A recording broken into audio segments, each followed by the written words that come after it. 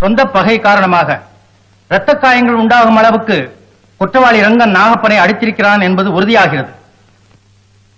ஆகவே Indian penal கோடு 323வது section படி குற்றவாளி ரங்கனுக்கு 1 ஆண்டு கடுங்காவல் தண்டனை விதிக்கிறேன். என்னப்பா தப்பு செஞ்ச? அயோக்கிய பையன் என் தங்களுடைய வாழ்க்கையில கொல்லி வச்சான். அவனை உதைச்சேன். உள்ளே இருக்க அநீதியால அழிக்க முடியாதப்பா.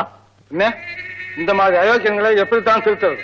நம்மால திருத்தவே முடியாது. ஏன் கல்லானான் மனம் கல்லாய் போன மனிதர்களாலே, கடவுள் ஏன் கல்லானான் மனம் கல்லாய் போன மனிதர்களாலே.